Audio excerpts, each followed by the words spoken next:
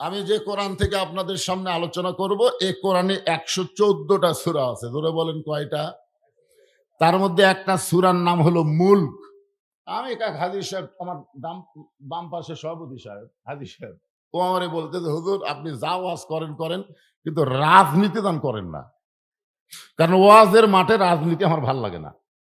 আমি তখন হাজী সাহেবকে বললাম, ভাই ওয়াজের ময়দানে রাজনীতি যদি আপনার ভালো না লাগে, তাহলে হজ করবার যায় আপনি রাজনীতি করলেন কেন? হাই সব জিব্বাত কামার দেখায়, নাউজুবিল্লাহ নাউজুবিল্লাহ। আমি হজ করবার যা রাজনীতি কোথায় করলাম? আমি কইলাম, আপনি যে আল্লাহর ঘর সামনে নিয়ে তালবিয়া পাঠ করলেন, আপনি আরবিতে যে তালবিয়া পড়ছেন এর বাংলা অর্থ জানেন? তা আমি কি পড়ছি মনে নাই। লব্বাইক আল্লাহুম্মা লব্বাইক, লব্বাইক লা শারিকা লাকা লব্বাইক, ইন্নাল হামদা ওয়ান নি'মাতা। এরপরে কি কইছেন? লাকাওয়াল মুলক লা শারিকা লাক। আপনি বলেন তো হাজী সাহেব, এই লাকাওয়াল মুলক লা শারিকা লাকের বাংলা কি? তখন কয় সবাই কছে, আমিও কছি। ওই বাংলা জানে না ওই শালামার হাজী। আমি বললাম এর বাংলা অর্থ হলো, রাজনীতির ভিতরে, রাজত্বের ভিতরে একমাত্র আল্লাহ ছাড়া আমি অন্য কাউকে স্বীকার করি না। তাহলে আল্লাহর কাবাহর সামনে নিয়ে এই ওয়াদা করে আসে আপনি বাংলাদেশে মানুষের দল করবেন, আপনি হাজির নাম পেতে পারেন, কিন্তু আপনার হজ কবুল হবে না যতক্ষণ মানুষের দল বাদ দিয়ে আল্লাহর দল না করবেন। তোরে কোন কথা ঠিক কি না? তখন কয়, হুজুর এটা তো আমি আগে বুঝিনি, বোঝা লাগবে তো। অজীবী কোন বক্তারা রাজনীতি না করে। আরে পাগলা, আমরা হলাম তুইয়া মুয়া ছোট হুজুর। আমাদের সবচাইতে বড় হুজুর আল্লাহর নবী, তিনি হিজরতরে মদিনায় গিয়া মদিনাকে রাষ্ট্র গঠন করেছেন। জোরে কোন কথা ঠিক কিনা? তিনি ২৭টা যুদ্ধে বাতিলের বিরুদ্ধে হকের পক্ষে সেনাপতিত্ব করেছেন। আপনি জানেন আল্লাহ রাসূলের পিছনে সামনে কাতারে যে লোকটা ৫ ওয়াক্ত নামাজ পড়তো, ৫ ওয়াক্ত, কয় ওয়াক্ত? এই লোকটা মুনাফিক হলো কেন? এ তো একটা পাকা মুসলমান, জুব্বা ঠিক আছে, দাড়ি ঠিক আছে, পাগড়িও ঠিক আছে, নবীর পিছনে তকবীরে উলার সাথে ৫ ওয়াক্ত নামাজ পড়ে। এই লোকটা মুনাফিক। একটা আয়াতকে অস্বীকার খালি করেনি। আল্লাহ নবীর উপর যখন আল্লাহ নাজিল করলেন, ইয়া আইয়ুহান নাবিয়্যু হারজিল মুমিনিনা আলাল কিতাল, ওগো নবী, যারা আপনার পিছনে জামাতবদ্ধভাবে নামাজ পড়তেছে তাদেরকে আপনি সৈন্য হিসাবে গড়ে তোলেন।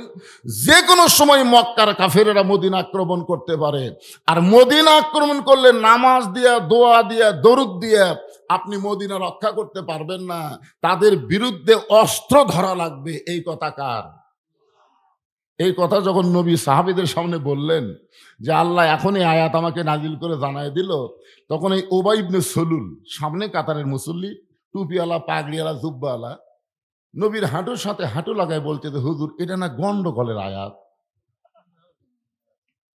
আজকে বাংলাদেশ ইসলামী আন্দোলনের কথা বললে, কোরআনের হক্কার বললে, যারা জঙ্গি জিএমবি কয় তারা আসলেই হলো মুনাফিক। জোরে বলেন তারা কি? রাসূলকে বলতেছি, ইয়া রাসূলুল্লাহ এটা না গন্ডগোলের আয়াত। আল্লাহ নবী চমকে গেল, কে রে সামনে কাতারে নামাজ পড়ে পাগড়িওয়ালা, টুপিওয়ালা, দাড়িওয়ালা, তাহলে কে রে? তাহলে এটা কে? এমন সময় আল্লাহ জানায় দিলেন, অমিনান নাসি মান ইয়াকুলু আমান্না বিল্লাহি ওয়া বিল ইয়াউমিল আখিরি ওয়া মা হুম বিমুমিনিন।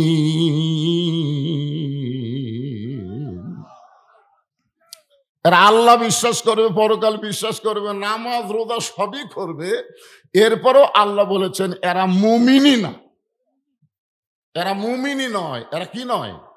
তাহলে মুমিন যদি না হয় তাহলে মো দিয়ে কি হবে? কথা কয় না। মুসলমান, মুমিন, মুনাফিক, এই মুনাফিকের আবাদ কিন্তু ইহুদি খ্রিস্টানের মধ্যে নাই, হিন্দু বৌদ্ধের মধ্যে নাই। এই মুনাফিকের আবাদ হয় মুসলমানের ভিতরে। জোরে কোন কথা ঠিক কিনা? আমাদের কিছু কিছু মুসলমান মুনাফিক, এরা এখন মানুষের সামনে আবল তাবল কথা বলবে। এই জন্য আমি সূরা মুলকের 2টা আয়াত আপনাদের সামনে আজকে আলোচনা করার নিয়ত করেছি।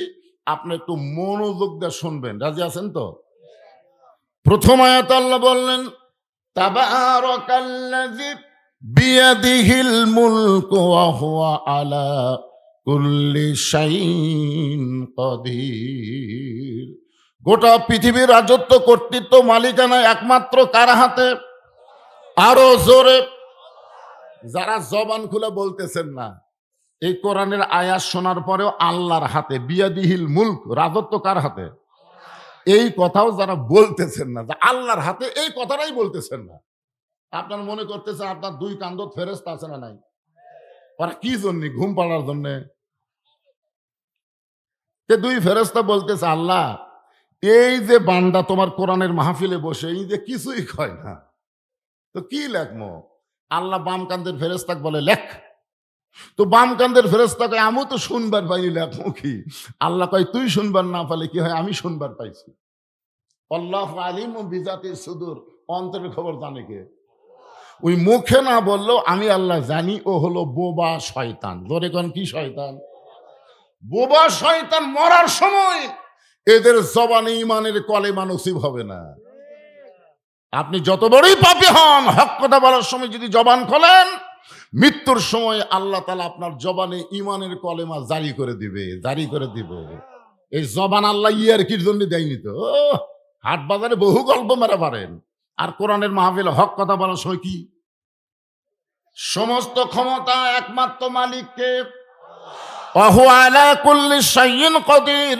প্রত্যেকটা বিষয়ের উপরে একমাত্র ক্ষমতা কার? তাহলে যে গল্প করতেছে চাষটলে গল্প করতেছে আর বলতেছে আওয়ামী লীগ আগে ক্ষমতাটা ছিল, আগামীতে বিএনপি ক্ষমতা আসতেছে। কি? ওহু আলা কুল্লি শাইইন কাদির, এর মধ্যে আওয়ামী লীগ বিএনপির নাম আছে? তাহলে আপনি কেন বলেন আওয়ামী লীগ ক্ষমতায় ছিল, বিএনপি আসতেছে? এ কথা কেমনে বললেন? আওয়ামী লীগ যদি ক্ষমতাতে থাকতো তাহলে 24 সালের 5ই আগস্ট গেল কেন? ওরা তো 41 পর্যন্ত বান্ধা দিছিল। 5 তলা বিল্ডিং এর উপর তলায় 1.5 লাখ টাকার খাট, 12,000 টাকার কম্বল, ওড়ে তামানে রাত 9টার সময় দিয়া বলতেছে আমার বাড়ি, আমার ঘর, আমাক নামাইকে। এই কথা বলে বেটা ঘুমাইছে।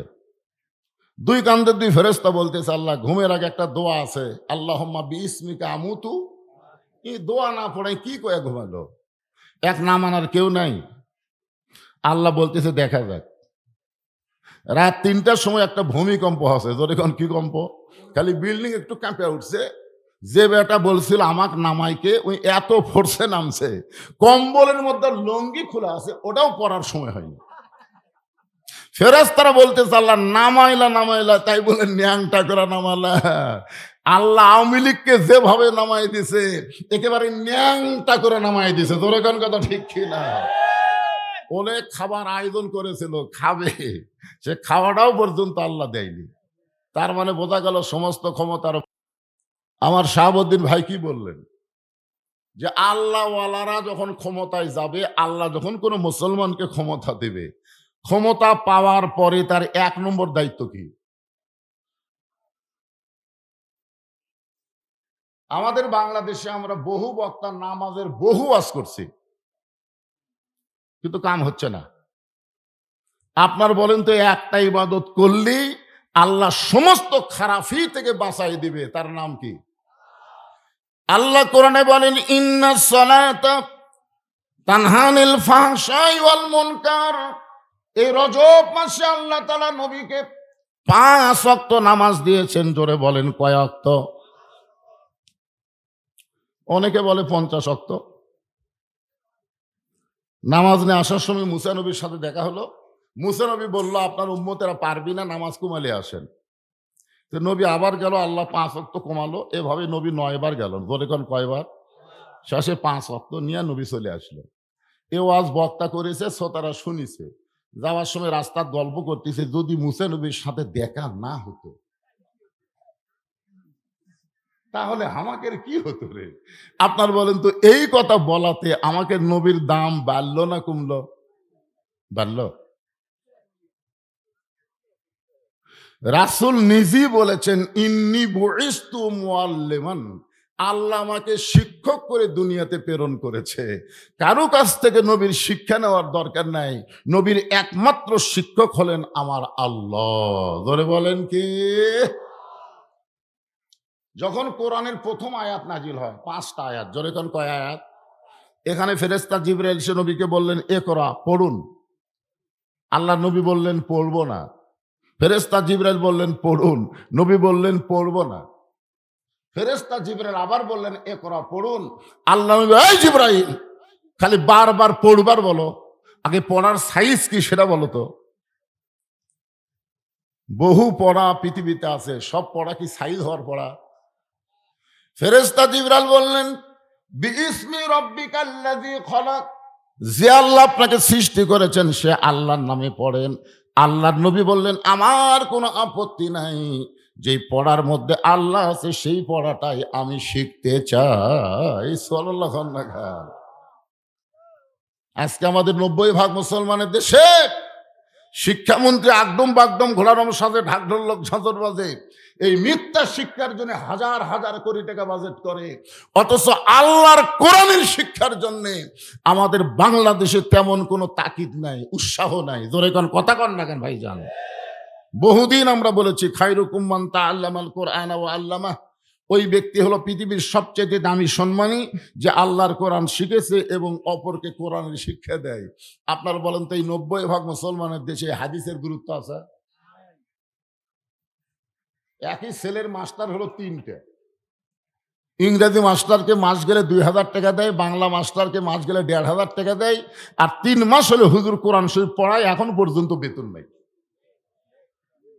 3 মাস হলে কোরআন পড়ায়।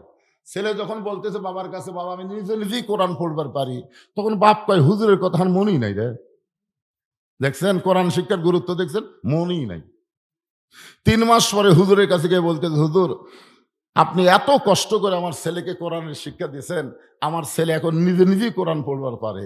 আমি শুনেছি হুজুর আল্লাহর কোরআন শিক্ষা দিয়ে হাদিয়া লওয়া জায়েজ নাই। দেখছেন, ওই শুনিছে। ফতুয়া মারলো কার উপর? ইংরেজি শিক্ষকের উপর ফতুয়া আছে, বাংলা শিক্ষকের ফতুয়া আছে, ফতুয়া হুজুরের উপর। হুজুর কি আল্লাহ নবী না খেয়ে পেটত বাতর বাঁধিয়েছে আর আপনি গাড়ি নিয়ে ওয়াজ করেন? কি ফতুয়া রে! একটু মনোযোগ দিয়ে শোনেন, আমরা যখনই কোরআন থেকে রাজনীতির কথা বলবো অনেকে নাক সিটকায়, হুজুর আবার এইগুলো বলে কেন? একটু মনোযোগ দিয়ে শুনতে হবে। লিয়াবলুয়াকুম আইয়ুকুম আহসানু আমালা, যত সুন্দর আমল আল্লাহ আমাদেরকে দিলেন তার মধ্যে 1 নম্বর নেক আমলের নাম হলো নামাজ। জোরে বলেন নাম কি? নবী 5 ওয়াক্ত নামাজ পাইলেন এই রজব মাসে। এই রজব মাসে নামাজ পাওয়ার পরে 3 বছর নবী মক্কায় ছিলেন। কয় বছর? 3 বছর নবী মক্কায় ছিলেন। এক সময় নবী বললেন আল্লাহ আপনি যত জায়গায় নামাজের কথা বলছেন প্রত্যেক জায়গায় বলেছেন আকিমুস সালাত, নামাজ কায়েম করো, নামাজ কায়েম করো, কিন্তু বর্তমানে মক্কার যে পরিবেশ, এখানে তো নামাজ কায়েম করার পরিবেশ নেই। আজানও দেওয়া যায় না, আকামতো হয় না, আমরা যে জামাতবদ্ধ ভাবে নামাজ পড়বো সেরকম পরিবেশও পাওয়া যাচ্ছে না। তাহলে নামাজ কায়েম কেমনে হবে? আল্লাহ বলেন হাবিব আপনি হচ্ছেন মক্কায় একজন ইমাম, আর নেতা হলো আবু জেহেল। খুব খেয়াল করবেন, ভালো মানুষ হলো ইমাম আর জালেম হলো নেতা। নেতা কি আর ইমাম কি? আলেম। ধরে কারণ ইমাম কি আর নেতা হলো, বর্তমানে বাংলাদেশে ইমামেরা কি আর নেতাগুলো কি, যার কারণে নামাজ কায়েম হবি না। এই পরিবেশ পাল্টান লাগবে, এই পরিবেশ পাল্টান লাগবে। যিনি ইমাম হবে তিনাকেই নেতা হওয়া লাগবে। জোরে কোন কথা ঠিক কিনা? যিনি ইমামতি করতে পারবেন তিনাকেই নেতৃত্ব সমাজের দেওয়া লাগবে, তাহলেই দেখবেন নামাজ কায়েম হবে। এখন বাংলাদেশে যেই সমস্ত নেতারা নামাজ পড়াবার পারে না, এরা ভোট চাইলেও কোনো মুসলমান ভোট দিবার পারবি না। কেমনে? আমি কোরআন থেকে আয়াত তেলাওয়াত করতেছি। ইন্নাল্লাহা ইয়ামুরুকুম আন তুআদ্দুল আমানাতি ইলা আহলিহা ওয়া ইযা হাকামতুম বাইনান নাস আন তাহকুমু বিল আদল। আল্লাহু আকবার। একটু মনোযোগ দিয়ে শুনবেন। যেই যুবকেরা দাঁড়িয়ে আছে আজকে এখানে, আমরা যে মাহফিল করতেছি, এই মাহফিল করার একটা লক্ষ্য আছে না নাই? এখানে একটা কি আছে? মসজিদ আছে। বারে জোরে কোন কি আছে? আচ্ছা, মসজিদের উন্নয়ন বলতে আপনারা কি বোঝেন? না, মসজিদের উন্নয়ন বলতে মসজিদ দোতলা করা, তিনতলা করা, বিদেশি টাইলস দিয়ে মসজিদ ঝাকঝিক করা, এটাই মসজিদের উন্নয়ন? মসজিদের উন্নয়ন বলতে হবে মুসল্লির সংখ্যা বাড়াতে হবে। ধরে কোন কথা ঠিক কিনা? আমাদের বাংলাদেশে আপনাদের এই সারেগান্ধী এই এলাকার মধ্যে মসজিদের সংখ্যা কি কম? অনেক মসজিদ না? আমি এক ওয়াজে বলছি যে বাংলাদেশের মুসলমানের চাইতে মোনাফিকের সংখ্যা বেশি। তো সভাপতি সাহেব সেই গরম, হুজুর মুসলমানের চাইতে মোনাফিক কেমনে বেশি হলো, দলিল দেন। আমি সভাপতিকে বললাম, সভাপতি সাহেব আপনি বলেন তো, আপনার মসজিদে জুমার দিনে কত মুসল্লি হয় জুমার নামাজে? তে করছে কমপক্ষে 200 হয়। তা আমি কইলাম ওই মসজিদে ফজরের মুসল্লি কত হয়? সভাপতি বলতেছে আমি তো জানি না, মানে ওই শালাও ফজর পড়ে না। তা আমি কইলাম সভাপতি সাহেব ফজরে কেমন মুসল্লি হয়? কয় আমি তো জানি না। তখন মুয়াজ্জিনকে ডাক দিয়ে বললাম, মুয়াজ্জিন সাহেব, যে মসজিদে জুমার নামাজে 200 মুসল্লি হয়, ওই মসজিদে ফজরের নামাজে মুসল্লি কত হয়? 4-5 জনের বেশি হয় না। আপনারা বলেন তো কোন 2 ওয়াক্ত নামাজ জামাতে নামাজ না পড়লে মুনাফিক? ফজর আর এশা। তাহলে ফজরে যদি 5 জন হয়, জুম্মাতে হয় 200, তাহলে 200-র মধ্যে 5 মাইনাস করলে কত হয়? 195 হলো মুনাফিক। আপনার বলেন তো, এই রজব চাঁদে আল্লাহর আরশে আল্লাহ নবীকে যেই নামাজ দিলেন সেই নামাজের গুরুত্ব বেশি, যা যেই নামাজ আল্লাহ দুনিয়াতে দিলেন তার গুরুত্ব বেশি? বুঝতে পারতেছেন না? আল্লাহর আরশে নিয়ে গিয়ে যেই নামাজগুলো আল্লাহ নবীকে দিলেন সেই নামাজের দাম বেশি, না যেই নামাজ দুনিয়াতে দিছে সেই নামাজের দাম বেশি? আরশেরটার দাম বেশি। এটা করবারেন আপনারা? আর দুনিয়াতে দিছে জুমার নামাজ, সেই জুমার নামাজের আল্লাহ আবার শর্ত করে দিয়েছেন, ইজা নুদিয়া লিস-সালাত মিন ইয়াউমিল জুমআ ফাসআউ ইলা যিকরিল্লাহ। জুমার নামাজের আজান হওয়ার সঙ্গে সঙ্গে দৌড়ে দৌড়ে মসজিদে আসা লাগবে। কার হুকুম? জোরে খান, কার হুকুম? আর আপনাকে এলাকায় জুমার নামাজের মুসল্লি কিভাবে আসে?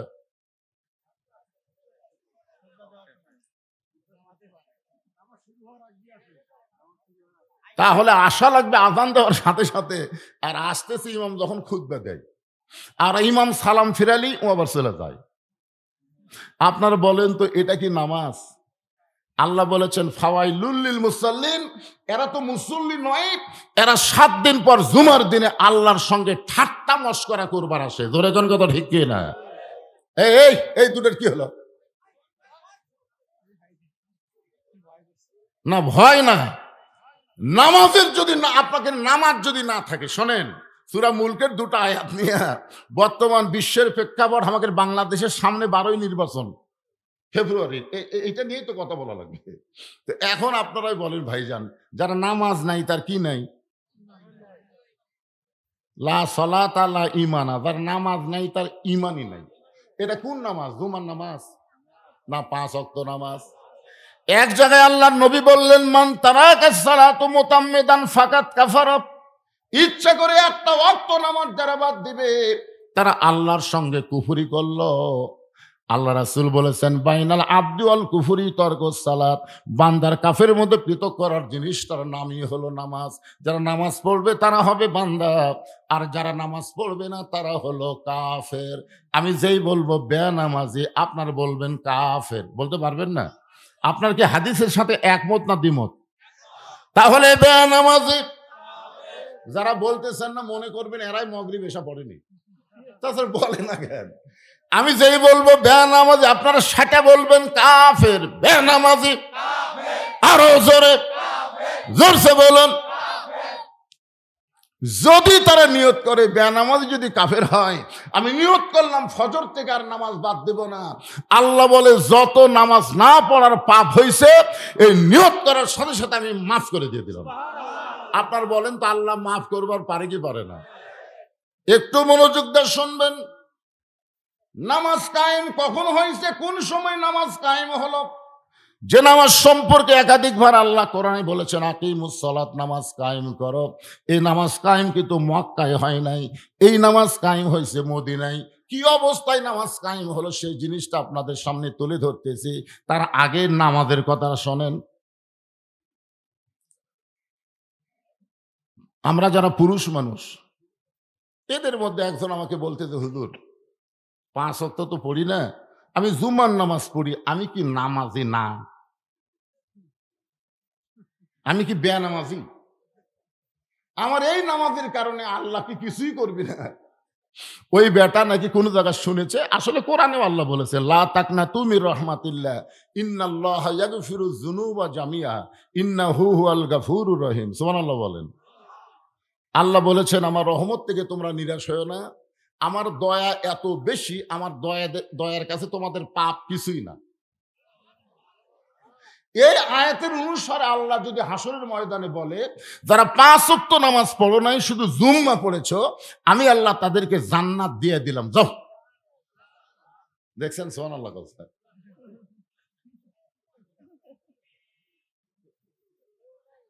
এই কথা শোনার পরে খালি জুম্মার নামাজ যারা পড়েছে 5 ওয়াক্ত পড়েনি এরা খুশি হবে ভাই, খুশি হয়ে মারবে দৌড়, এক দৌড়ে জান্নাতের দরজা যায় দেখবে বিশাল একটা তালা দেওয়া।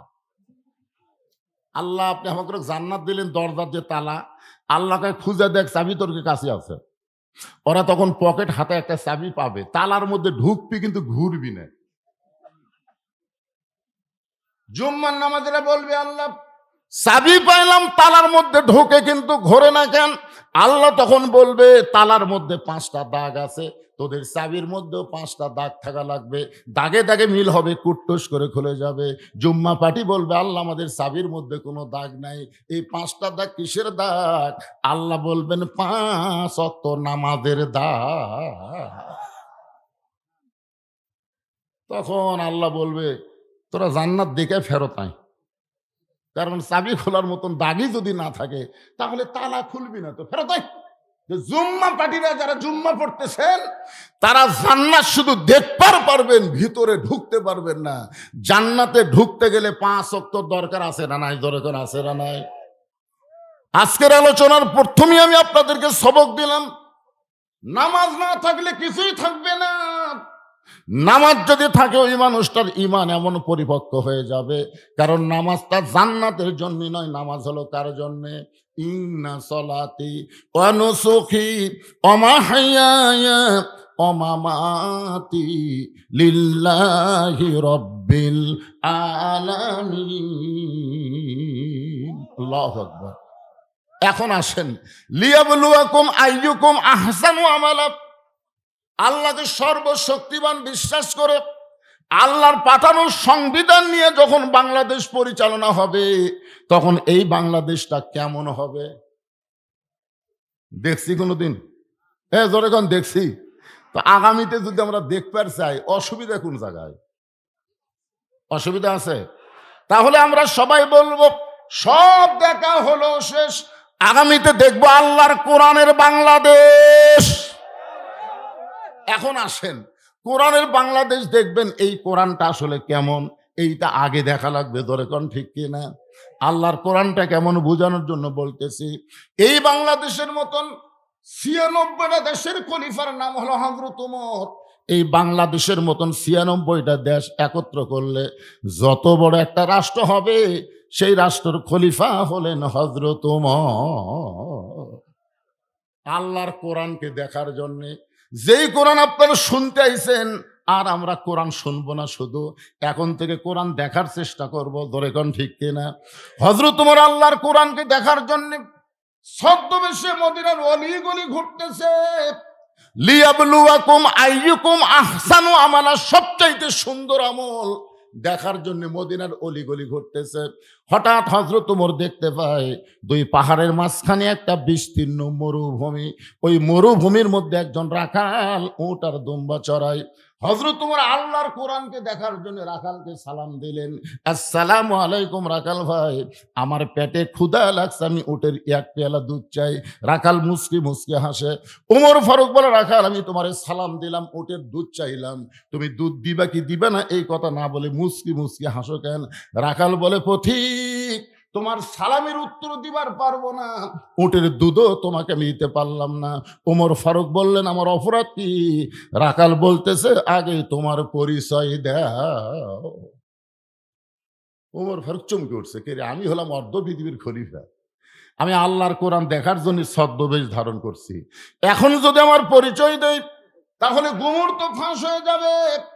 এই কথা যখন ওমর ফারুক চিন্তা করতেছে, এমন সময় আল্লাহর কোরআন ওমরের সামনে এসে বলতেছে, ওমর, রাখাল যখন তোমার পরিচয় চাইছে তুমি আসল পরিচয় দাও। তোমার আসল পরিচয় তুমি ওমর না, তোমার আসল পরিচয় তুমি অর্ধ পৃথিবীর খলিফা না, তোমার আসল পরিচয় হলো মিল্লাতা আবিকুম ইব্রাহিম হুয়া সাম্মাকুমুল মুসলিমিন। তোমার আসল পরিচয় হলো তোমার জাতির পিতা ইব্রাহিম, যিনি তোমার নাম রেখেছে মুসলমান।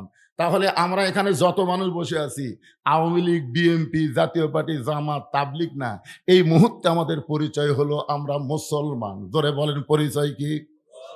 আরো জোরে, জোরসে বলুন। একেবারে আপনারা বিএনপি, আওয়ামী লীগ করতেছেন, এই মিছিল করার সময় মুখ সবার খুলতেছে না কেন? আমাদের জাতির পিতার নাম কি? যিনি হুয়া সাম্মাকুমুল মুসলিমিন, যিনি আমাদের নাম রাখলো মুসলমান। আর সেই মুসলমান বলতে কার কার আপত্তি আছে? আমি যেই বললাম আমাদের পরিচয় কি, সবাই বলবেন মুসলমান। আমাদের আসল পরিচয় কি? আসল পরিচয় বিএনপি, আসল পরিচয় আওয়ামী লীগ, আসল পরিচয় জাতীয় পার্টি, আসল পরিচয় জামাত ইসলাম। একটাও আসল পরিচয় না। আসল পরিচয় ওমর না, আসল পরিচয় অর্ধ পৃথিবীর খলিফা না, আসল পরিচয় হইল মুসলমান। ওমর ফারুক বললেন, রাখাল ভাই আমার পরিচয় হলো আমি একজন মুসলমান। রাখাল বলতেছে, আসল না নকল? যেই বলছে আসল না নকল, ওমর ফারুক চুপ করছে। এই পাগল, মুসলমান তো মুসলমানই, এর মধ্যে আসল নকল কি?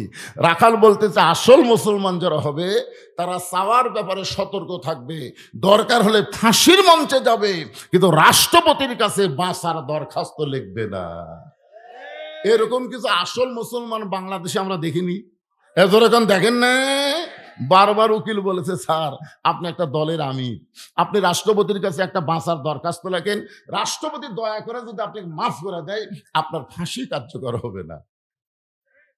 মুচকি মুচকি হাসতেছে। উকিল বলে, হাসেন কেন? বলে, হাসার কারণ হলো তোমার কথা শুনে।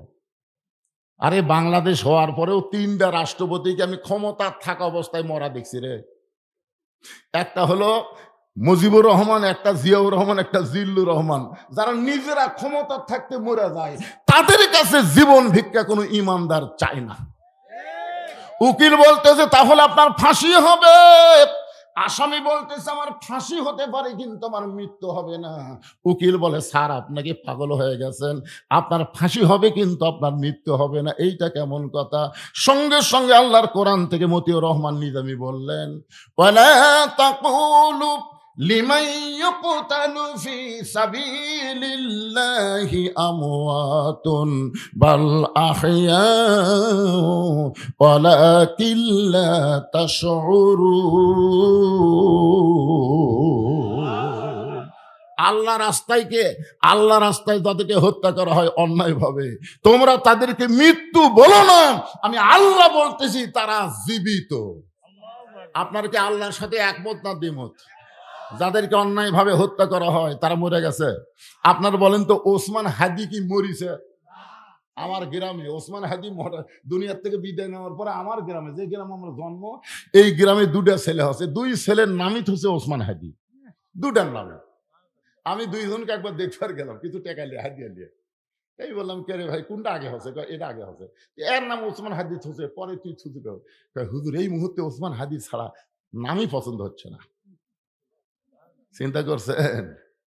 আমার এক খালা তো বোনের মেয়ে হয়েছে, খালা মোবাইল করে বলে, বাবা তুমি আলেম মানুষ, অনেকদিন পর আমার একটা নাতনি হচ্ছে, একটা ভালো নাম তো। আমি বললাম, খালা হাসিনা থন।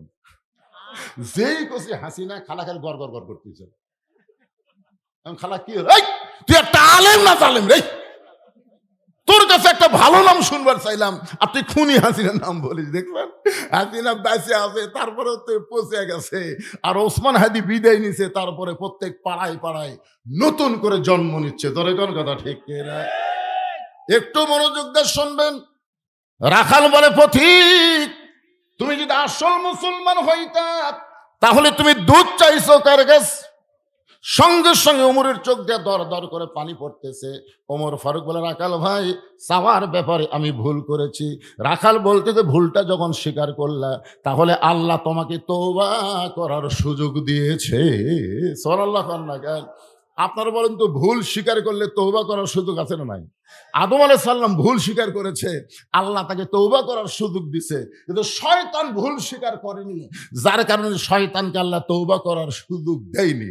এতদিন যারা আওয়ামী লীগ করেছেন, এখন যদি তারা বলে যে আমরা ভুল স্বীকার করলাম হুজুর, এই দলের প্রধানমন্ত্রীর থেকে মেম্বার পর্যন্ত পড়ে গেছে, এই দল তার আমরা নাই। আমার আপন বড় ভাই ওই দল করতো। 5ই আগস্টের পরে দেখি আমার ভাই আমার মাদ্রাসার মসজিদের মধ্যে ঢুকছে। আমি সিসি ক্যামেরাতে দেখতে পেলাম, কে রে, বড় ভাই তো ওই দলের। আমি আস্তে করে নামে এসে বললাম, ভাই খবর কি? তওবা পড়া। তওবা পড়া, আমি ভুল স্বীকার করলাম, ওই দলতের আমি নাই। তাহলে ভুল স্বীকার করলে তওবা করার সুযোগ আছে না নাই? জোরে করে কথা বলেন না কেন ভাইজান? ওমর ফারুক বললেন, রাখাল আমি তওবা পড়তেছি। রাখাল বলে, আপনি মূর্খ মানুষ, আপনি তওবা কেমনে পড়বেন? আমি তওবা পড়াই, আপনি আমার সঙ্গে তওবা পড়েন। এবার হযরত উমরকে রাখাল তওবা পড়াচ্ছে। যারা মাগরিব এশার নামাজ না পড়ে ওয়াজ শুনতেছেন, আমরা বড় অপরাধ করেছি, এই কারণে আমরা সকলেই তওবা পড়ব, অসুবিধা আছে? তাহলে আমার সঙ্গে সকলে পড়েন, আস্তাগফিরুল্লাহ ওয়াতুবু ইলাইহি। লা হাওলা, এই ছেলেরা পড়ো, লা হাওলা ওয়ালা কুওয়াতা ইল্লা বিল্লাহিল আলিয়্যিল আযীম। ওমর ফারুক তওবা করার পরে বলতেছে, ও রাখাল ভাই, আল্লাহর হস্তে উটের এক পেয়ালা দুধ দাও। রাখাল মুস্কি মুস্কি হাসে। ওমর ফারুক বলে, আবার হাসো কেন? বলে, তওবা করার পরে তুমি আবার মুনাফিকি করলে। ওমর ফারুক রাস্তাতে গেলে শয়তান কয়দিন যায় না। আর সেই উমরকে রাখাল বলতেছে, তওবা করার পরে তুমি আবার মুনাফিকি করলে। রাখাল বলে, এই! উমর ফারুক বলে, এই মিয়া, আমার মধ্যে মুনাফিকির কি দেখলা? রাখাল বলতে কত সিরিয়াস কেন? আল্লাহর কোরআন যদি পড়ো, তাহলে দেখো আল্লাহ বলেছেন, লিমা তাকুলু মা লা তাফআলুন। কথার সাথে যদি অন্তরের মিল না থাকে, কাজের মিল না থাকে, সে হলো মুনাফিক। তুমি সত্যি করে বলো তো, আমি কি উটের মালিক? আমি যদি উটের মালিক হইতাম, তুমি আমাকে রাখাল বলছো কেন? আর যখনই রাখাল বলেছো, তখন তোমার মন বলতেছে আমি উটের মালিক না। আর মালিক বাদ দিয়ে কেউ রাখালের কাছে আল্লাহর হস্তেও চাইলে রাখাল দিবার পারবে। যার প্রমাণ বহু মাহফিলে বলেছি, আমি নিজেই তার প্রমাণ। টেস্ট থেকে যেই নামছি, এক লোক চকচকা 100 টাকা হাতের মধ্যে দিয়ে কয়, হুজুর দোয়া করেন। টাকা চকচকা দেখে পকেটে থেকে বললাম, বাবা কি দোয়া? বলে, হুজুর আমার বইয়ের পেটে বাচ্চা আছে তো, আল্লাহ যেন পুত্র দেয়। এই কথা শোনার পরে পকেট থেকে 200 বের করে দিলেন। বলে, হুজুর আমি তো টাকা চাইনি, দোয়া। আমি বললাম, পাগলা, আমি 3 মেয়ের বাপ, আমার দোয়া দিয়ে যদি পুত্র সন্তান হতো, তাহলে আল্লাহ আমাকে একটা আগে দিত। তো আমার দোয়া দিয়ে যদি আমার বইয়ের সন্তান পুত্র না হয়, তোর বইয়ের হবে? তখন বলে, হুজুর আপনি টাকা আপনি নেন, আমাকে দেন। ওরে যেই টাকা দিছি মারতেছি, দৌড়ে কোথায় যাবি? বলে, ও হুজুরের কাছে যাব। যে হুজুরের বেটা সওয়াল আছে, আমি কইলাম, পাগল, কোন হুজুর না, কোন পীর না, কোন বাবা না। পাবার যদি চাও, তাহলে মালিকের কাছে চাও, দেওয়ার মালিককে। রাখাল বলে, পথিক সত্যি যদি আল্লাহর হস্তে উটের এক পেয়ালা দুধ চাও, তাহলে এখান থেকে মালিকের বাড়ি হলো 10 মাইল দূরে। ওই মালিকের বাড়ির দরজা দিয়ে বলো, মালিক তোমার রাখাল উট আর দুম্বা চড়ায়, তুমি মালিক যদি হুকুম দাও, তাহলে রাখাল আল্লাহর হস্তে উটের এক পেয়ালা দুধ দিবে। ওমর ফারুক বলতেছে, রাখাল ভাই এত কষ্ট করে মালিকের বাড়ি যাওয়ার দরকার নাই, বরং তোমাকে 2টা টাকা দিলাম, এই 2টা টাকার বিনিময়ে তুমি উঠে এক পেলা দুধ দাও। রাখাল বলে, ফতিক রে, তুমি কি হযরত ওমরকে চেনো? সুবহানাল্লাহ খান। রাখাল হযরত ওমরকে বলতেছে, পথিক তুমি কি হযরত ওমরকে চিনো? যদি হযরত ওমরকে চিনতা তাহলে এরকম বেসাইদা প্রস্তাব তুমি দিবার পারতা না। ওমরের গুপ্ত বাহিনী যদি দূর থেকে দেখ পারবাই, তুমি আমাকে 2 টাকা ঘুষ দিছ, আর মালিক বাদ দিয়ে তোমাকে উঠে এক পেলা দুধ দিলাম, তাহলে তোমাকেও ধরবে আমাকেও ধরবে। এ বুড়া বয়সে কি তুমি ধরা পড়বার চাও? ওমর ফারুক বলেন, রাখাল ভাই তাহলে চলো পাহাড়ের গুহার মধ্যে যাই, ওই গুহার মধ্যে গিয়া তোমাকে গোপনে 2 টাকা দিব, তুমি গোপনে ওটের এক পেয়ালা দুধ দিবা, তাহলে উমরের গুপ্ত বাহিনীও দেখতে পাবে না, তোমার মালিকও জানতে পারবে না। রাখাল চিল্লায় বলে, তুমি ভণ্ড, তুমি ভণ্ড, তুমি ভণ্ড। ওমর ফারুক বলে, রাখাল আমার মধ্যে ভণ্ডামির কি দেখলা? রাখাল বলে, পথিক যখন দুনিয়ার কেউ দেখতে পায় না, ওমরের গুপ্ত বাহিনীও জানতে পারে না, তখন রাখালের আল্লাহ দেখতে পায়। ওমর ফারুক এক দৌড় পাহাড়ের পাদদেশে গিয়ে 2 রাকাত নামাজ পড়ে বলতেছে, আল্লাহ তোমার কোরআন এত সুন্দর, তোমার কোরআন যখন দুনিয়াতে চালু থাকে তখন একজন মুমিন মাত্রই বিশ্বাস করবে, কেউ না দেখলো আল্লাহ দেখতেছে। ধরে কোন কথা ঠিক কি না? পুলিশ লাগে না, র্যাব লাগে না ভাই, কেউ না দেখে, কে দেখে? আল্লাহ। তোমার কোরআন এত সুন্দর, আমি এতক্ষণ পর্যন্ত রাখাল দেখি নাই, আল্লাহ রাখালের মধ্যে তোমার কোটা কোরআন দেখতে পাই। এই বলে হযরত ওমর শুকরিয়া তান যখন আল্লাহর কাছে কাঁদতেছে। কার কাছে? এটা কিসের কান্না? খুশির কান্না। আল্লাহর কোরআন দেখেছে, রাখাল দেখে নাই, রাখালের ভিতর আল্লাহর কোরআন দেখে খুশি হয়ে যখন কাঁদতেছে, এমন সময় রাখাল পিছনে এসে বলে, যতই কান্দো উটের দুধ তোমাকে দিবার পারলাম না। ওমর ফারুক বলে, রাখাল ভাই উটের দুধের কোনো দরকার নাই, আমি শুধু তোমার কাছে জানতে চাই, না দেখা আল্লাহকে কলিজার মধ্যে জায়গা দিয়ে আল্লাহর কোরআন অনুযায়ী চলতেছো, এর বিনিময়ে তোমার চাহিদা কি? আপনারা বলেন তো, আল্লামা সাইদি হুজুর 50 বছর কোরআনের হক তাফসীর করলো, 13 বছর অন্যায় ভাবে তাকে জেলখানায় বন্দি করলো, এরপরে জেলখানা থেকে হাসপাতাল নিয়ে গিয়ে তাকে হত্যা করলো। আল্লামা সাইদি হুজুরের চাহিদা কি? কথা কয় না। একটা চাহিদা, আপনাদের একটা চাহিদা আছে না নাই? আর আপনাদের বাড়ি ঘর আছে না নাই? আপনাদের ল্যাপ তোষক আছে না নাই? তাহলে শীতের মধ্যে ল্যাপ তোষক বাদ দেন, বাড়ি ঘর বাদ দেন, এই খেয়ের মধ্যে বসে কোরআনের সূরা মুলকের তাফসীর শুনতেছেন, আপনাদের চাহিদা কি? ওমর ফারুক রাখালকে বলতেছে, রাখাল তুমি না তাকে আল্লাহকে কলিজার মধ্যে জায়গা দিয়ে আল্লাহর কোরআন অনুযায়ী চলতেছো, তোমার চাহিদা কি? তোমার তো ভালো চাকরি না, তোমার তো ভালো বাড়িও নাই, তোমার তো ভালো খাওয়া দাওয়া হয় না, এরপরও আল্লাহর কোরআন অনুযায়ী চলতেছো, তোমার চাহিদা কি?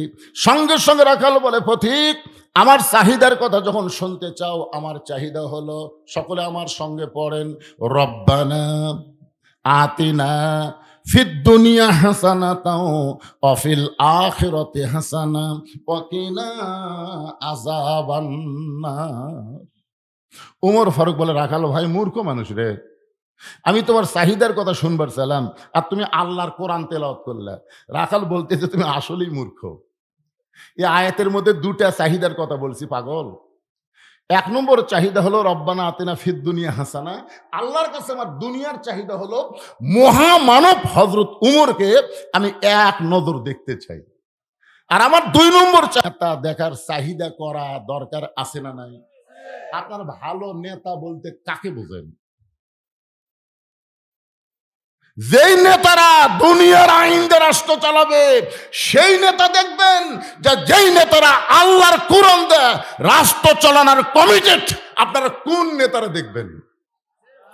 একটু একটু বুঝা শোনা কর। রাখাল কি বলতেছে?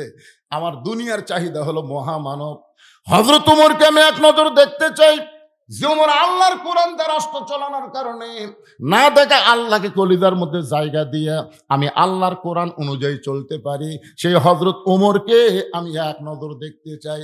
আমার 2 নম্বর চাহিদা হলো, আমি রাখাল যখন মরে যাব, অধম রাখালকে আল্লাহ যেন জান্নাত দেয়। ওমর ফারুক দৌড়ে এসে রাখালের হাতটা আমার দিকে তাকান, এভাবে খপ করে ধরছে, ধরে 3 বার চুমা খাস। রাখাল কয় পাগল নাকি, আমার ঘামা হাতে তুমি 3 বার সময় খেলে। উমর ফারুক বলে, রাখাল ভাই, তোমার 2 নম্বর চাহিদা আল্লাহ পুরা করছে, মরার সঙ্গে সঙ্গে আল্লাহ তোমাকে জান্নাত দিয়ে দিবে। আপনারা সুবহানাল্লাহ করেন, কিন্তু রাখাল সুবহানাল্লাহ কয় না।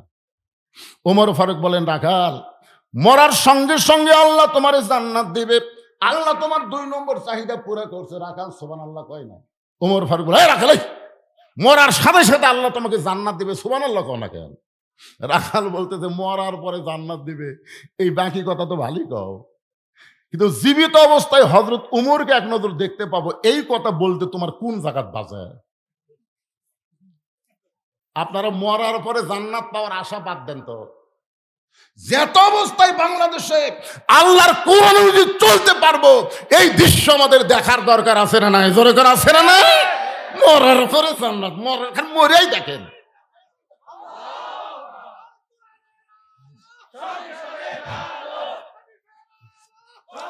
লিল্লাহে তাকবীর। বর্তমান যেই পরিবেশ চলতেছে, এই পরিবেশ এখানে মরিয়া দেখেন, মরিয়া দেখেন জান্নাত। রাখাল বলতেছে মরার পরে জান্নাত পাবো, এই বাকি কথা ভালোই বলতেছো, কিন্তু হযরত উমরকে এক নজর দেখতে পাবো, এই কথা বলতে তোমার কোন জায়গাত বাজে? উমরের চোখটা দর দর করে পানি পড়তেছে। যে রাখাল আমাকে তওবা পড়াইছে, যে রাখাল আমাকে মুনাফিক কইছে, যে রাখাল আমাকে ভণ্ড কইছে, এখন যদি বলি আমি উমর, বলাও সারা, রাখাল হাতফিল করে মরাও সারা। আপনারা বলেন তো, হযরত উমর, রাসূল বলেছেন আমার সাহাবীদের মধ্যে সবচাইতে গরমের নাম কি? সবচাইতে নরম হলো আবু বকর, সবচাইতে ধনী হলো ওসমান, সবচাইতে জ্ঞানী হলো আলী। ওমর ফারুক চিন্তায় পড়ে গেলেন। এমন সময় আল্লাহর কোরআন ওমরের সামনে এসে বলতেছে, উদউ ইলা সাবিলি রাব্বিকা বিল হিকমাহ। ওমর, তুমি যে ওমর এই কথা যদি সরাসরি বলবার না পারো, তাহলে হিকমত করে বলো। ওমর ফারুক বলে, রাখাল ভাই, সত্যি যদি ওমরকে দেখতে চাও, তাহলে তোমাকে ফজরের নামাজ সামনে কাতারে আদায় করা লাগবে।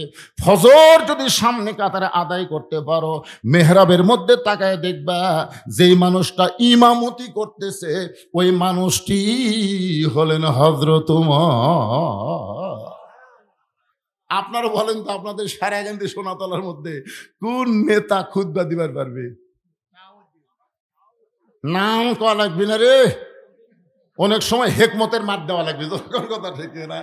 কোন নেতা সামনে গিয়ে নামাজ পড়াবার পারবে? কি বলতেছে রাখাল, সত্যিই যদি ওমরকে দেখবার চাও, তাহলে ফজরের নামাজ সামনে কাতার গিয়ে পড়বে, মেহরাবের দিকে লক্ষ্য করে দেখবা যেই মানুষটা ইমামতি করতেছে, ওই মানুষটি হলো হযরত ওমর। তার মানে বোঝা গেল, আল্লাহর কোরআনটা যখন বাংলাদেশ চলবে, তিনি নেতা হওয়ার পারবেন না, যিনি ইমামতি করতে পারবেন, তাকেই নেতৃত্ব দেওয়া হবে। রাখাল ছোট বাচ্চার মতন কান্দে। এতক্ষণ রাখাল কিন্তু হাসিছে, এবার রাখাল কাঁদতেছে। উমর ফারুক বলে, রাখাল কান্দো কেন? বলে, কান্দার কারণ হলো আমি বারান্দাত নামাজ পড়ি। আমি মসজিদের ভিতরে ঢোকার সাহস কোনোদিনও পাই না, কারণ মসজিদের মধ্যে নবীর দামি দামি সাহাবী, সে দামি দামি সাহাবের মধ্যে আমি রাখাল কেমনে যাই? উমর ফারুক বললেন, তুমি কম দামি আর ভিতরে দামি, এই কথা তোমাকে বুঝালো কে? আল্লাহর আইন হচ্ছে ইন্না আকরামাকুম ইনদাল্লাহি আতকাকুম। ওই ব্যক্তি সবচাইতে দামি হয় যার কলিজার মধ্যে আল্লাহর বেশি ভয়। আপনারা মনে করতেছেন হুজুর সিয়ারত বসে ওয়াজ করতেছে, হুজুর বেশি দামি, আর আপনারা খেরত বসে ওয়াজ শুনতেছেন, আপনারা কম দামি। হয়তো দেখা যাবে হাসরের ময়দানে আমার মতন বহু বক্তাকে আল্লাহ তক্তা বানায় জাহান্নাম দিবে, আর আপনার মতন বহু শ্রোতাকে আল্লাহ বিনা হিসাবে জান্নাত দিয়ে দিবে। এখানে কে কম দামি কে বেশি দামি এটা নিরূপণ হবে কি দিয়ে? সম্পদ দিয়া, চেহারা দিয়া, টাকা দিয়া, পদবি দিয়া না। আল্লাহ বলেছেন ইন্না আকরামাকুম ইনদাল্লাহি আতকাকুম। ওমর ফারুক বলে, রাখাল, সত্যি যদি ওমরকে দেখতে চাও, তাহলে ফজরের নামাজ তোমাকে সামনে পড়া লাগবে। এখন কি বলবা কও? রাখাল বলতেছে, ভাইজান, আজকে তাহলে এশার নামাজ পড়ার পরে আমি আর বাড়ি যাচ্ছি না। ওমর ফারুক বললেন, এশা পড়ে বাড়ি যাবে না কেন? রাখাল বলে, এশা পড়ে যদি বাড়ি যাই, ফজর সামনে পাওয়া যাবে? ওমর ফারুক বলে, রাখাল তুমি বলো তো, 5 ওয়াক্ত নামাজের মধ্যে 3 ওয়াক্ত নামাজ তাড়াতাড়ি, কয় ওয়াক্ত? আসর, মাগরিব, এশা, একটার পরে আর একটা। কিন্তু এশা থেকে ফজর, ফজর থেকে জোহর, এই 2 ওয়াক্ত লম্বা কেন? রাখাল বলতেছে, আমি তো জানি না ভাই রে। ওমর ফারুক বললেন, তাহলে শোনো, ফজর থেকে জোহর আল্লাহ লম্বা, এই ছেলেবেলা তাকাও, এগুলো শেখা লাগবে তো। ফজর থেকে জোহর আল্লাহ লম্বা সময় দিছে। এই লম্বা সময় দেওয়ার কারণ হলো চাকরি বাকরি করবে, ব্যবসা বাণিজ্য করবে, খেতে খামারে কাজ কাম করবে, এইগুলো করতে গিয়ে দেহের যে ক্ষয় হবে। এশা থেকে ফজর আল্লাহ লম্বা সময় দিছে, ওই সময়ের মধ্যে ঘুম পারলে আল্লাহ তাআলা ঘুমের মাধ্যমে ওই ক্ষয়গুলো পুরা করে দিবে। তাহলে এশা থেকে ফজর যদি তুমি সামনে কাতারে ধরবার চাও, তোমার চোখের যদি ঘুম ধরে, রাখাল বলতে ঘুম যদি ধরে মসজিদের মধ্যে ঘুমায় যাব। যেই বলছে মসজিদের মধ্যে ঘুমাবে, ওমর ফারুকের চেহারা রক্তের মতো লাল হয়ে গেছে। এই রাখাল, এই মসজিদের মধ্যে ঘুম পাড়ার দলিল দে, দলিল দে। ঘুম পড়া তো দূরের কথা, ওরা সবাই চলে গেছে, এরা 3 জন 4 ফ্যান দিয়ে গল্প করতেছে, 1-8 ঘন্টা হয় গল্প ছাড়ে না। ফেরেশতারা বলতেছে, আল্লাহ সবাই চলে গেল, এরা 3 জন গল্প করতে গিয়ে যে মাথার উপর ফ্যান ঘুরতেছে, এতে রেজাল্ট কি? আল্লাহ বলতেছে, গল্প করতে গিয়ে মাথার উপর যে ফ্যান ঘুরিছে, এই কারেন্টের বিল এই 3 জন আলাদা ভাবে না দেওয়া পর্যন্ত জান্নাত যাওয়ার পারবে না। কারণ মসজিদ আর বাপের ঘর না, ইচ্ছা মতো ফ্যান ঘুরাবে। কথা কন না কেন, কথা কন না কেন? ছোটবেলাতে আমরা শুনেছি মসজিদে কাঁচা পেঁয়াজ কাঁচা রসুন খাই কেউ ঢুকলে মুরব্বীরা কোনার ভূতে মারত, তোর মুখে পেঁয়াজ পেঁয়াজ গন্ধায়, রসুন রসুন গন্ধায়, তুই জানিস না দুর্গন্ধ ফেরেশতা সহ্য করতে পারে না। আর এখন সেই মসজিদের মধ্যে পেঁয়াজ কাটা মুড়ি মাখতেছে। কি মসজিদ তোর বাপের রান্নাঘর? কথা কন না কেন? মসজিদের গুরুত্ব আছে না, ধরে আছে না? আমরা একটু মসজিদের মধ্যে হক কথা বলতেই 2-1 জন হুজুর কি মসজিদের মধ্যে কোরআনের হক কথা বললে তোমরা আবল তাবল বলো, যেইগুলো মসজিদে করা যাবে না সেইগুলা করতেছে। কথা কন না কেন ভাইজান? ওমর ফারুক বললেন, রাখাল আজানের গুরুত্ব দিও। 5 ওয়াক্ত নামাজের মধ্যে সবচাইতে গুরুত্বপূর্ণ নামাজের আজান হলো ফজরের আজান। জোরে বলেন, কোন আজান?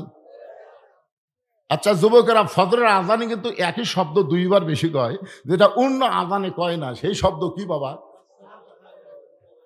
তোমরা শুনবার পাও? এই আসসালাতু খায়রুম মিনান নাম শোনার পরে যাই ঘুম পাড়ে, তার খবর কি? একটু মনোযোগ দিয়ে শোনো। আগে আসছিল 3.5 হাত, বুঝলেন? যে আজান শুরু হয়ে গেছে ওই 2.5 হাত। ল্যাপ আসিল, মাথার উপর তুলে দিয়েছে, পাও বার হচ্ছে, পাওটানে বুকের মধ্যে হচ্ছে। বেড়া থেকে মনে করবেন চাউলের বস্তা ঢাকা আছে, এর আগা নাই পাও নাই, গেল গুটি গায়ে। আস্তে আস্তে ভিতরে ঢুকে ল্যাপ টানতে দেখেন, ল্যাপের ভিতরে ওর সাইজ আর সকালবেলা সাইড টিপে কুত্তের সাইজ একই সাইজ। আমি যে বলবো ফজর নামাজ বাদ দিয়ে ঘুম পাড়ে যারা, আপনার সকলে বলবেন কুত্তার আমল করে তারা। ফজর নামাজ বাদ দিয়ে ঘুম পাড়ে যারা, এবার এই মুরব্বী কে উঠলো রে, কি একটা ডিস্টার্ব রে বা না, সমস্যা তো হবে। এরকম মুরব্বী মানুষ আপনারা মাঝখানে করছেন কেন? আজকে আমি কোনো বুড়া মানুষকে ওয়াজ শোনার জন্য আমি কাহালুর থেকে এখানে আসিনি তো। কারণ বুড়া মানুষ রিটায়ার হয়ে গেছে। রিটায়ার বোঝেন? বস থাকে বেতন পাবি, বস থাকে বেতন পাবি। কারণ আল্লাহর সামনে যখন আমি দাঁড়াবো, আমার কথা বলতেছি, আল্লাহ আমাকে কি বলবে? এ বলবে, ওই তোর শৈশব কালের তোর বুড়া কালের কোনো হিসাব আমি চাই না রে, কারণ যৌবনের হিসাব দেওয়া জান্নাত যা। আমার যৌবনের খবর কি আমি জানি না? বুড়া কালের হিসাব আল্লাহ নিবি, কারণ চামড়া ঢিল, আল্লাহর সাথে দিছে মিল। আরে যখন যৌবন বয়স, নামাজের বয়স, তখন মসজিদে যায়নি। বুড়া বয়সে আল্লাহর ভয় সিএল লেগেছে। শালার ঠিক মতো খাড়া হওয়ার পারে না, রুকু সেজদা করার পারে না, সিএল দিয়ে যে আমাকে 27 গুণ সওয়াব নষ্ট করছে। কারণ জামাতে নামাজ পড়লে কয় গুণ? কথা কন না কেন? কয় গুণ? তো জামাতে নামাজ পড়বে গেলে কাতার কি হেঁকা বেঁকা হলেও চলবে? পায়ের গোড়ালির সঙ্গে গোড়ালি মিল করা লাগবে। যেই বেটা সিয়ারত বচ্চার গোড়া খুঁটি, তাহলে ওরই কারণে আমাকে গোটা কাতারের সওয়াব মিস হয়ে গেল। আপনি যদি 27 গুণ সওয়াব চান, আজকে ওয়াদা করেন আপনার কাতারে কোনো সিয়ার থাকবে না। জোরে কোন কথা ঠিক না? আপনার কাতারে যদি 27 গুণ সওয়াব চান, সিয়ার থোয়া যাবে না। আস্তে করে সিয়ার দ্বিতীয় কাতার দেন। আমি বাঁচলে পাবেন না। দ্বিতীয় কাতার লোক যদি কয় আমরাও 27 গুণ চাই, তৃতীয় কাতার দেন। তৃতীয় কাতার লোক যদি কয় আমরাও 27 গুণ চাই, চতুর্থ কাতার দেন। চতুর্থ কাতার লোক যদি কয় আমরাও 27 গুণ চাই, একটা চেয়ারও মসজিদের মধ্যে থাকবি না, সব এতিমের মতন বারান্দাত বসে থাকবি। জোরে করে কথা, ঠিক কথা না?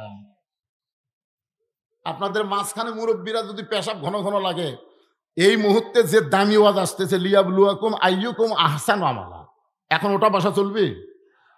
এক টানা কথাগুলো মনোযোগ দিয়ে শুনবেন। ওমর ফারুক বললেন, রাখাল আজানের গুরুত্ব দিও। 5 ওয়াক্ত নামাজের মধ্যে সবচাইতে গুরুত্বপূর্ণ আজান হলো ফজরের আজান। জোরে বলেন, কিসের আজান? এতদিন রাখাল নামাজ পড়েছে কোন জায়গায়? আপনারা একটু জোরে সরে বলেন, কোন জায়গায়? আজকে নামাজ পড়বে কোন জায়গায়? সামনে কাতারে শুধুমাত্র হযরত ওমরকে এক নজর দেখার আশায় রাখাল বারান্দাত গিয়ে মসজিদের দরজা পর্যন্ত গিয়ে বলতেছে, ও বারান্দা, মনে কষ্ট নিস না, খালি আজকের দিন। কারণ বারান্দাত নামাজ পড়ার মজাই আলাদা, বুঝলেন? শেষে এসে আগে যাওয়া যায়। এই জন্য অনেক মুসল্লি ইচ্ছা করেও কিন্তু ভিতরে ঢোকে না। রাখাল মসজিদের মধ্যে ঢুকতেছে। আপনারা বলেন তো, আল্লাহর ঘরে ঢুকতে গেলে কোন দল হয়ে ঢুকবেন? এ জোরে বলেন, কোন দল? আওয়ামী লীগ বামপন্থী দল। আওয়ামী লীগ বামপন্থী, কিন্তু মসজিদ ঢোকার সময় ডানপন্থী। জোরে কোন, কোনপন্থী? বিএনপি যদি কয় আমরা মানুষের সংবিধান মানবো, তাহলে বুঝবেন এরাও বামপন্থী। কিন্তু আল্লাহর ঘরে ঢুকতে গেলে কোন পাও? তার মানে বোঝা গেল, আল্লাহর ঘরে ঢুকতে গেলে বামপন্থী চলবে না, ডানপন্থী হয়ে ডান পায়ে ঢোকা লাগবে। জোরে কোন, ঠিক কি না? জবান খুলে একটা দোয়া পড়া লাগে। আপনারা কি দোয়াটা জানেন? আল্লাহুম্মা আফতাহ লি আবওয়াব রহমাতিক। এই দোয়াটা পড়ে রাখাল ডান পায়ে মসজিদের মধ্যে ঢুকে যখন সামনে কাতারে যাবার চায়, প্রত্যেকটা সাহাবী নড়ে সরে রাখালকে সামনে যাওয়ার রাস্তা করে দেয়। রাখাল মাথাতে হাত দেখে, আল্লাহ রে, এই বারান্দার থেকে এতদিন কি ভাবলাম? বারান্দার থেকে মনে করছিলাম ভিতরে দামি দামি, কিন্তু আজকে ভিতরে ঢুকে দেখতেছি এরাও যা, আমিও তাই। এটা ভিতরে না ঢুকলে বোঝা যাবে না ভাইজান। এসপি সাহেব সামনে কাতারে, আর একটা মুসল্লি হলে কাতার পুরা হবে, কিন্তু একটা মুসল্লি নাই। এসপি দরজার দিকে তাকা তাকে, চৌকিদার খাড়া আছে। এসপি ডাকতে চায়, চৌকিদার বলে, না স্যার, আপনি এসপি, আমি চৌকিদার। এসপি বলতেছে, ওটা বেড়ার কথা পাগলা, আমি এসপি তুই চৌকিদার, ওটা হলো বেড়ার কথা, ভেতরের কথা তুইও যা আমিও তাই, আয়। এরপরে যখন চৌকিদার সাহস পায় না, এসপি কাতার ছাড়ে দেয়, চৌকিদার হাত ধরে বলতে, ডাকি যাস না কেন, ভিতরে নিয়ে যায়, বলে দাঁড়া। যে বলছে দাঁড়া, চৌকিদার এসপির 3 হাত পিছনে দাঁড়াইছে। এসপি বলতেছে, আমার পায়ের গোড়ালির সঙ্গে গোড়ালি মিল করে দাঁড়া। চৌকিদার বলে, স্যার আপনি এসপি, আমি চৌকিদার। এসপি বলতেছে, বাহিরের কথা, ভিতরে আমরা 2 ভাই, কাদের সঙ্গে কাঁধ মিলাই আমরা কাতার সোজা করতে চাই। নিজের চোখে আমার দেখা 5 স্টেশন বাজারের মসজিদে, ডান পাশে আওয়ামী লীগ, বাম পাশে বিএনপি, মাঝখানে জামাত। হুজুর আসেনি, এখন আওয়ামী লীগ ঠেলা মারতেছে জামাত, আর একটু সামনে যা ভাই, কারণ তোর পাশে আমরা নামাজ পড়বো, তো একটু সামনে যা। তখন বলতেছে, ভাই আপনি জানতেন না ভাই, আমি দাঁড়াবার পারি ভাই রে, কিন্তু সামনে যাবার পারি না। কেরে বিএনপি বড় দল, তোর খবর কি? আমরা আকামত পর্যন্ত পারি ভাই। তখন বলতেছে, পাগলা আমি কিন্তু যুদ্ধ অপরাধী। আরে পাগলা, বাইরের কথা, ভিতরে আমরা 3 ভাই একসঙ্গে জামাত। জোরে কোন, কি? আরো জোরে, জোরসে বলুন। এই জামাতের সাথে ইসলাম করলে কি হয়? আয় আয়। জামাত পর্যন্ত সবাই কয়, কিন্তু ইসলাম তো করবার চাই না। একটু মনোযোগ দিয়ে শুনবেন, ভিতরের শান্তি বাহিরে বোঝা যায় না। এই জন্য আল্লাহ বলেছেন, উদখুলু ফিস-সিলমি কাফা। পুরাপুরি ভাবে ল্যাপের মধ্যে ঢুকলে শীত লাগবে না, পুরাপুরি মশারের মধ্যে ঢুকলে মশা লাগবে না। পুরাপুরি যদি ইসলামের মধ্যে আমরা ঢুকতে পারি, তাহলে কোনো শয়তান আমাদের ধোঁকা দিবার পারবি? একটু জোরে বলেন। রাখাল যাইতে যাইতে সামনে কাতারে, মেহরাব বরাবর সামনে কাতারে রাখাল দাঁড়ায় ফজরের 2 রাকাত সুন্নত নামাজ আদায় করেছে।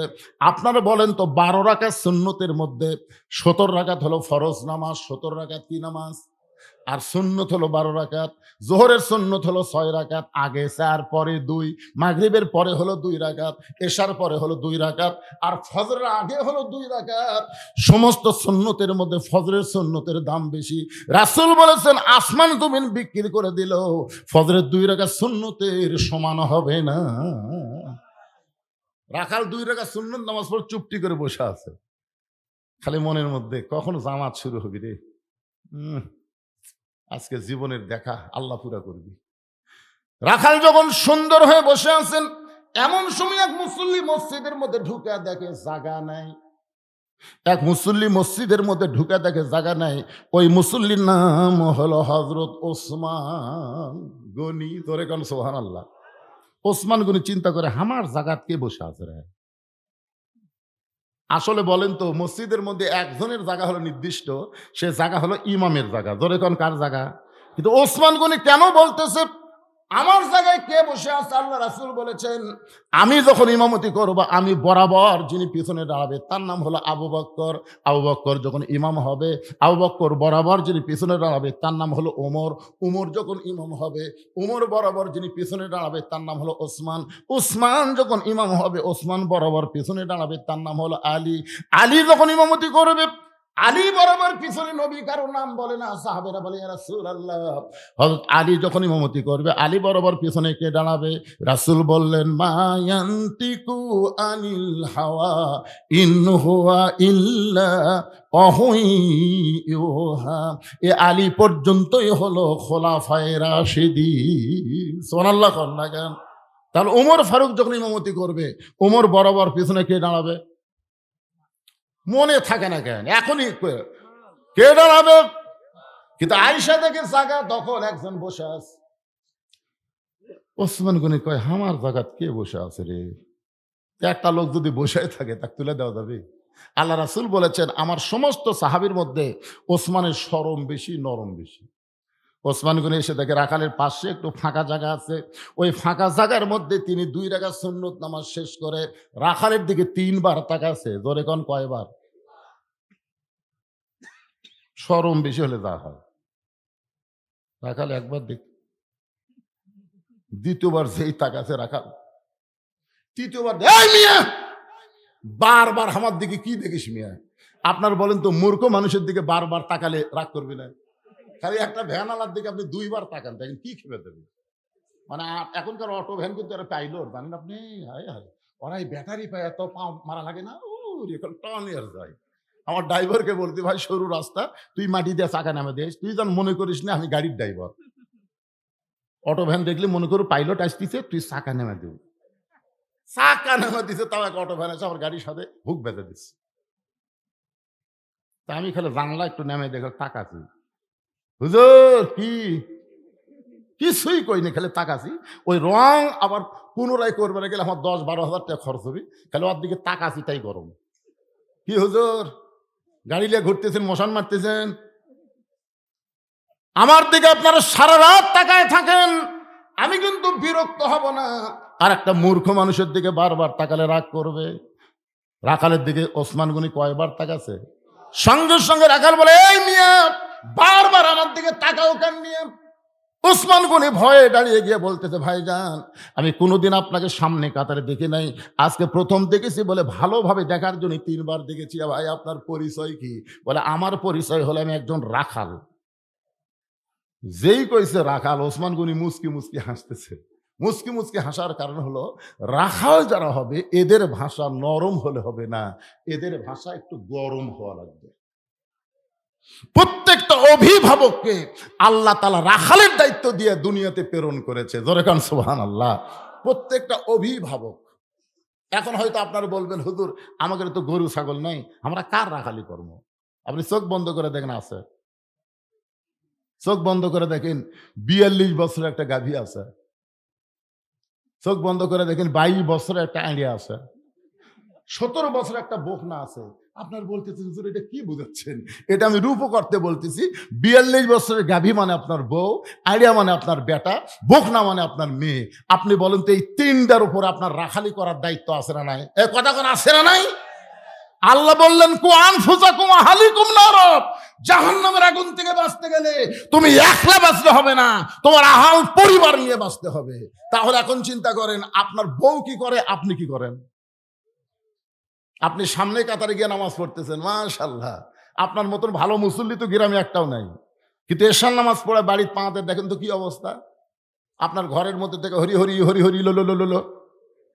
কিন্তু আমি মুসলমান সামনে কাতারে নামাজ পড়লাম, আর আমার ঘরের মধ্যে পূজার বাদ্য বাজতেছে, যাই দেখেন আপনার ম্যাডাম স্টার জলসা দেখতেছেন। আপনি বলেন তো আপনার রাখালি করার দরকার আছে না নাই? আপনি বইয়ের কাছে আস্তে করে বসে রিমোট কন্ট্রোল দিয়ে টিভি অফ করে দিয়ে বললেন, বিবি রে, তুমি যে ভারতের চ্যানেল দেখতেছে, ওই ভারত সম্পর্কে তোমার ধারণা কি?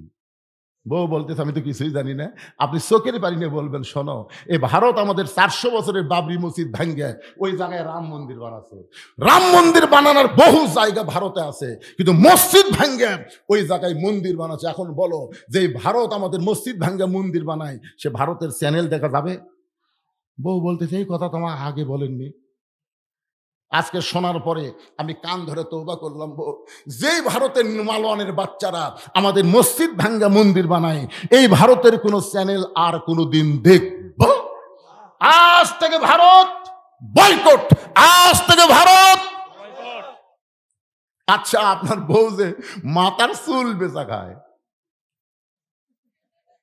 কথা কন না কেন? এই মরদ, কথা কন না কেন? আপনার বউ যে মাথার চুল বেচা খায়, আপনার রাখালি করার দরকার আছে না নাই? দরকার আছে না নাই? আপনি সত্যি করে বলেন তো, আপনি বেঁচে থাকা অবস্থায় আপনার বউ যদি মরে যায়, আপনি কয় কাপড় দিবেন? 5টা কোন জায়গাত বানবেন? 3 কাপড় পুরুষ মানুষের মতনই পরান লাগে, আর 2টা কাপড় 2 জায়গাত মেয়েদের বেশি দেওয়া লাগে। একটা হলো সিনা বান, একটা হলো মাথা বান। এখন আপনারা বলেন, আপনার বউ যদি জীবিত অবস্থায় মাথার চুল বেচা খায়, মরার পর ওই মাথা বান্ধা কোনো কাম হবে? তাহলে আপনার কি রাখালি করা লাগবে?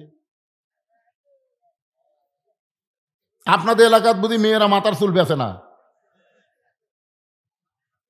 এই নিয়ে আবার বেশি কয় 12,000। একদিন পর্যন্ত শুনলাম 10,000, ই আবার কয় 12,000।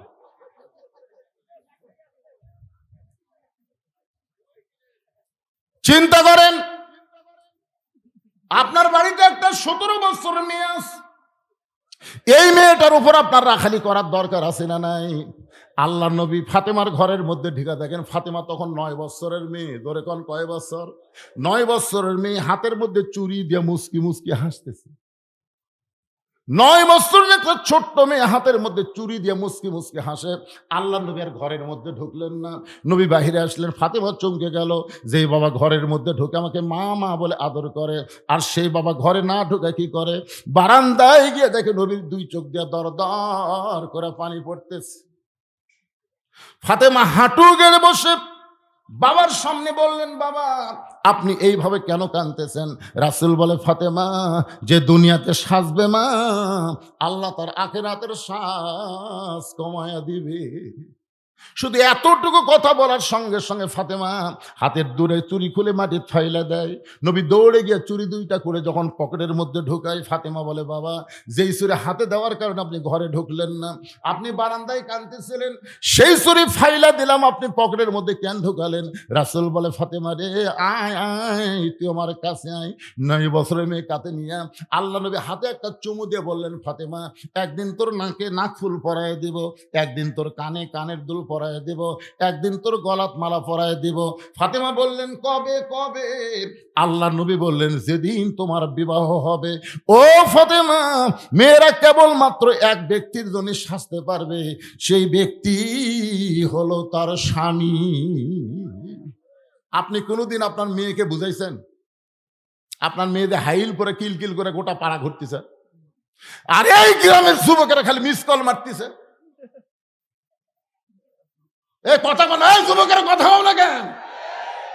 প্রত্যেকটা বাবা বিয়ে দেওয়ার আগ পর্যন্ত তার নিজের মেয়েদের উপর রাখালি করার দরকার আছে না নাই?